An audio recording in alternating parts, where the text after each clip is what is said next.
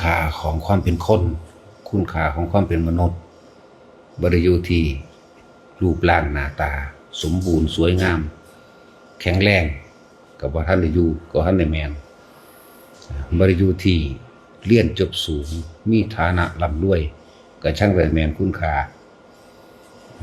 ยศถาบรรดาศักดิ์ตำแหน่งหรือเป็นผู้มีอำนาจก็ยังบ่ท่านได้แมนบ่ท่านได้แมนคนที่มีคุณค่าคนที่มีคุณค่าก็คือคนที่เสียสละทำเพื่อผู้อื่นได้บ่ได้เกี่ยวกับยศถาบรรดาศักดิ์บ่ได้เกี่ยวกับตำแหน่งบ่ได้เกี่ยวกับคำว่ามีอำนาจหรือบ่มีอำนาจ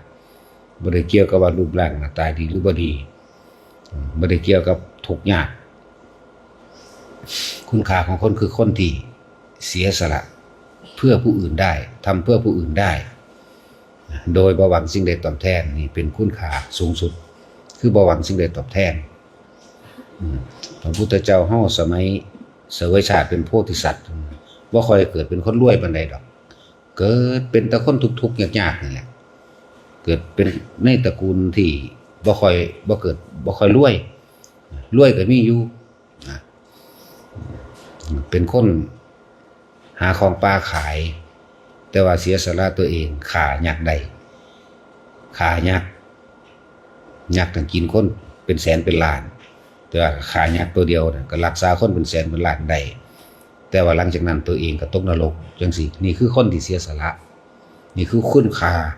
บ่ได้เกี่ยวกับยศถาบรรดาศักดิ์กษัตริย์ชาวเมืองเสนาบดีทั้งหลายยังบ่อาจสามารถทำสิ่งนี้ได้แต่เพิ่นเฮ็ดได้นี่คือคุณค่า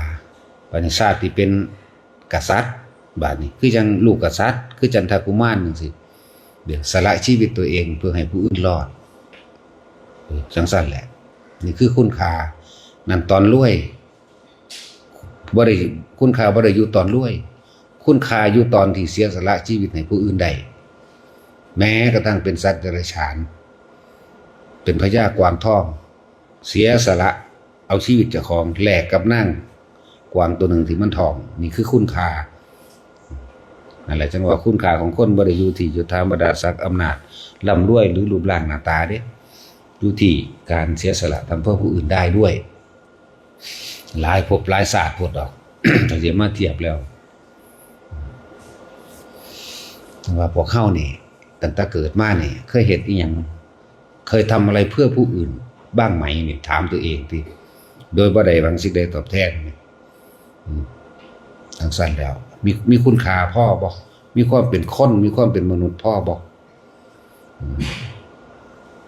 จังว่า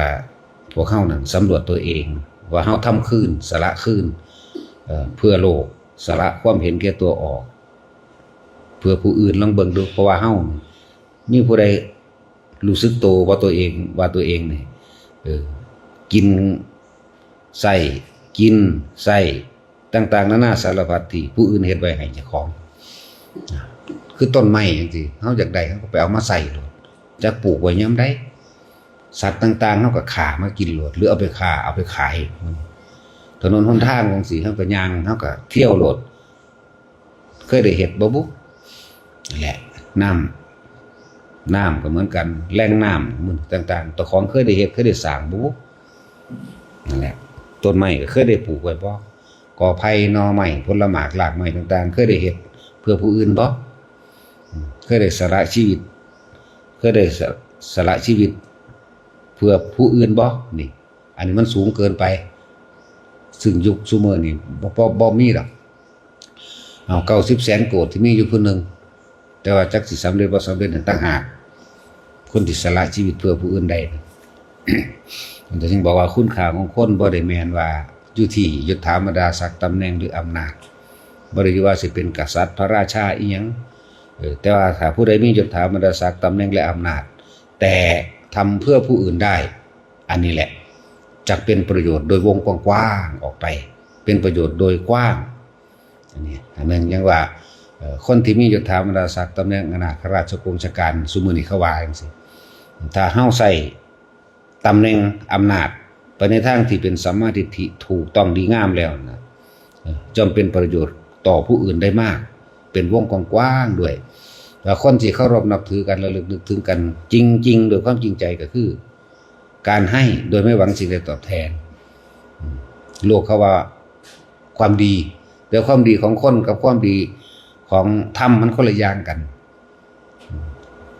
คนเห็นแก่ตัวถ้าได้เป็นดีมีเป็นพ่อพอจะสนกับไผสิยุ่งยากลำบากเพียงใดบ่สนใจกูชนะได้กูดีกูเก่งเท่านี้แต่ว่าดีของความเสียสละนี่ดีจริงของธรรมจริงคือการเสียสละเพื่อผู้อื่นนี่ต่างหาก ทุกคนสำรวจตัวเองว่าตัวเองเคยเฮ็ดอีหยังเพื่อผู้อื่นอยู่บ่คือเฮาปลูกต้นไม้ปลูกต้นม่วง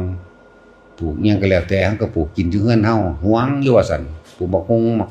ปลูกผักอิหยังก็ตามปลูกไว้เพื่อเจ้าของเองในตระกูลเจ้าของเองหวงว่าซั่นจังซั่นแหละชีวิตปีหน้าเบิ่งบัดนี้การที่พวกเฮามาให้ทานก็เหมือนกัน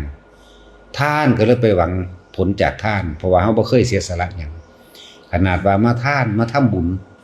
ก็ยังไปหวังผลในทานมีการอธิษฐานขอนั่นขอนี่เป็นนั่นเป็นนี่ได้นั่นได้นี่นี่สำรวจตัวเองมาตั้งเบื้องต้นจนมาถึงปัจจุบันมึงดูบัดจนมาถึงปัจจุบันนี่แหละมาทานนี่สาธุเด้อผู้ขาถูกลอตเตอรี่รางวัลที่1มั่งแจ็คพอตมั่งให้เบิดหนี้เบิดสินให้อายุยืนให้บ่เจ็บบ่ปวดบ่ป่วยมั่งไหลยาวไปจนว่าเกิดพบได้ศาสตร์ใดคำว่าทุกข์บ่ยากก็อย่าให้มีเด้อค่อยได้เกิดเป็นผัวเป็นเมียเป็นพ่อเป็นแม่เป็นลูกเป็นหลานกันอีกหุ่นมันไหลยาวไปนั่นแหละตำรวจเบิ่งตัวเองเป็นบ่สิไปเว้าหยังกับการสิไปสละชีวิตตัวเองเพื่อผู้อื่นคนละโลกคนละเรื่องคนละมิติบ่มีในจิตเจ้าของทำนั้นบ้านนี้ ในที่สุดแล้วแม้นกระทั่งว่าภิกษุนักบวชตอนเฮาบ่ทันได้บวชจังเด้อตอนเฮาบ่ทันได้บวชก็หาอยู่หากินแบบนี้แหละแบบโลกแบบเฮ็ดหยังก็หวังผลไปเรื่อยอยากได้หยังก็ขอเอาอธิษฐานเอาแบบนั้นแบบนี้บัดนี้มาได้ยินได้ฟังธรรมบัดก็เกิดว่ามีความศรัทธาอยู่จนอยากบวชจนได้บวชก็ได้แต่ว่าส่วนมากบ่ฮู้จักคำว่าสละอดีตสละอนาคตส่วนมากก็มีแต่พระอรหันต์ในจินตนาการพระอรหันต์ในอดีตพระอรหันต์ในอนาคตคือได้ยินได้ฟังมาเรียกว่าอดีตแล้วก็จินตนาการว่ากูต้องเป็นแบบนั้นกูต้องเป็นแบบนี้กูต้องหันได้คือเพิ่นเป็นจังซั่นเพิ่นเป็นจังซี่เลยมีแต่ออกนอกตัวนั่นแหละเลยมีแต่ออกนอกตัวจังบอกทุกคนบอกมาเป็นระยะอยู่ดอกมรรคผลนิพพานบ่ได้อยู่นำคนที่ตายไปแล้วแล้วก็บ่ได้อยู่นำคนที่ยังบ่ทันเกิดเห็นบ่ล่ะคนที่ตายไปแล้วคือสัวพระพุทธเจ้าพระโมคคัลลาภาษาลิบุตรหรือพระต่างๆที่เฮามีความว่าอยากเป็นแบบเพิ่นนั่นแหละก็เลยว่าพระอรหันต์บ่ได้อยู่นำผู้ที่ตายไปแล้วเด้แล้วก็บ่ได้อยู่นำผู้ที่บ่ทันได้เกิดคือ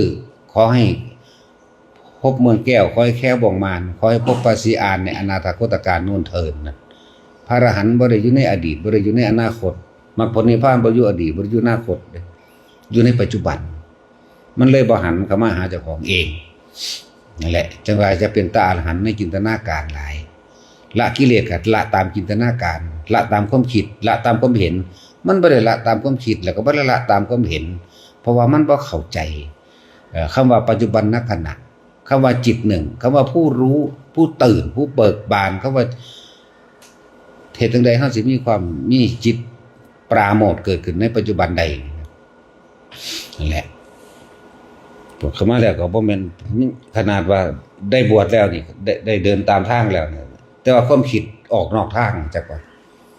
ความคิดความจินตนาการเข้าใจพระอรหันต์ต้องเป็นจังซั่นต้องละกิเลสแบบนั้นละกิเลสแบบนี้นั่นเป็นอดีตเป็นอนาคตไปบ่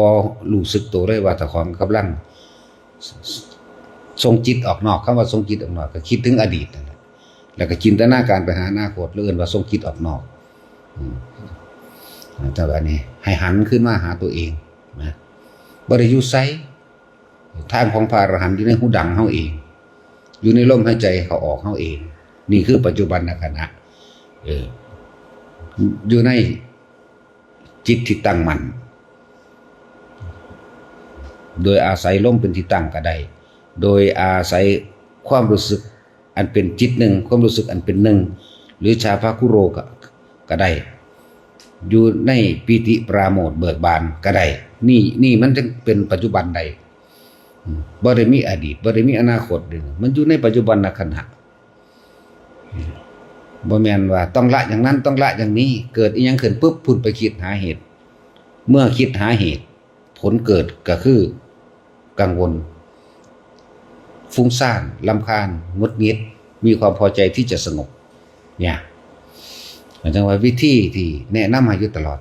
มันเป็นเคิงๆเป็นกลางๆพ่อจับเงินชนไปพ่อจับจิตได้ให้กลับเข้ามาอยู่ในความรู้สึกโตเรียกว่าหรือคนทรงฌานเด้อเจริญฌานเด้อด้วยอานาปานสติเอาอาการปิติมาเป็นเครื่องยืนยันว่าเจ้าของอยู่ในปัจจุบันขณะเป็นจิตหนึ่งที่เพ่งอยู่ในอารมณ์ที่เป็นหนึ่งอันเป็นอุเบกขาถ้าเฮาสร้างเหตุดีแล้วผลก็อยู่ในเหตุนี่แหละผลมันก็อยู่ในเหตุนี่ผลคืออยู่ในลมผลกับเหตุในอยู่ในปัจจุบันเดียวนี้ถ้าผู้ใดมีรู้ลมหายใจเข้าออกพร้อมกับการปิติได้ด้วยนั่นแหละเหตุกับผลอยู่น้ำกันห้ามดูว่าสร้างเหตุเด้อสร้างเหตุสร้างต้นให้ดีมักเป็นต้นผลเป็นปลายมักคือลมเข้าลมออกผลคือความสงบนิ่งเมื่อมันเกิดความชินชาเข้ามาเรื่อยคิดหนึ่งก็ว่าความรู้สึกอันเป็นหนึ่งก็ว่ามันก็ค่อยๆท่านความคิดไปดอกอะไรว่าอธิบายแต่ละมือมันจากพ่อ2 อาทิตย์หรือเด็กตั้งเน้นนักแต่เรื่องเก่าๆนี่แหละไม่ได้ว่าเรื่องใหม่หรอกอย่าคิดออกนอกกายในตนนอกเวทนาในตนนอกจิตในตนกายเวทนาจิตเราจะเห็นสภาวะสังหลายทั้งปวงที่มีความเกิดดับกายคือลมหายใจนี่ลมหายใจคือกายในกายนึงแล้วเวทนาในเวทนาถ้าบ่มีความคิดออกมันก็เป็นความรู้สึกอันเป็นปิติหรืออุเบกขาเวทนาทั้งตัวนี่เวทนาในเวทนาจิตในจิตก็คือรู้เท่าทันความคิดของเจ้าของเองบ่ให้หนีออกจากกายทั้งตัวเรียกว่าสติกำกับจิตเมื่อสติกำกับจิตมันก็ตั้งมั่นเกิดเป็นสมาธิเป็นช่วงขณะไปเป็นคณิกะสมาธิสงบ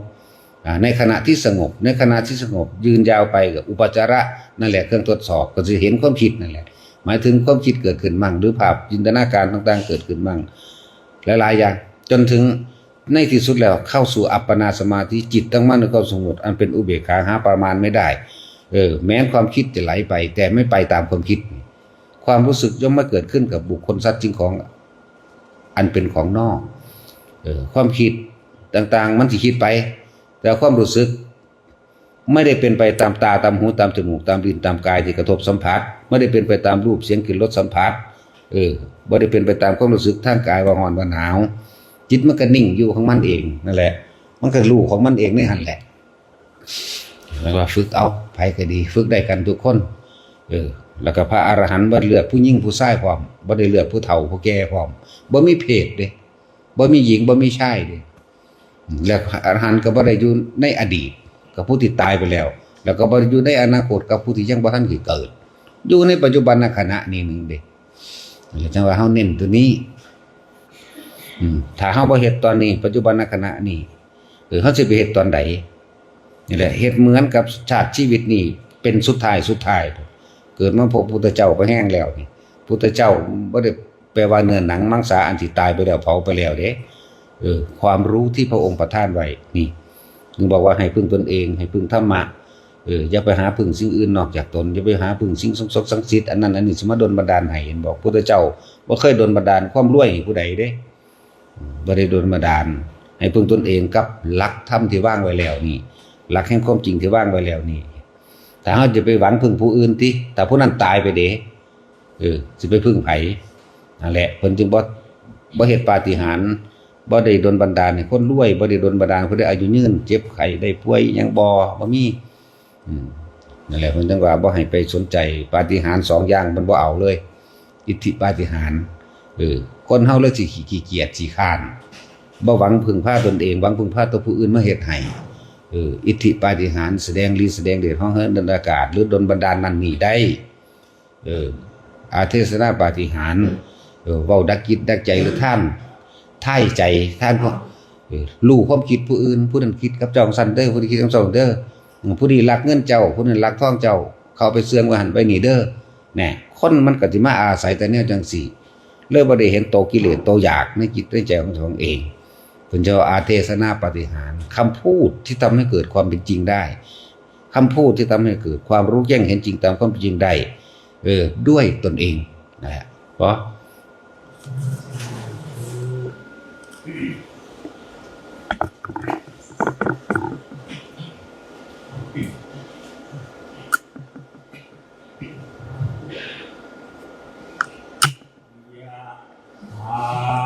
วาริวหาปุราปาริปุเรนติสาคารัง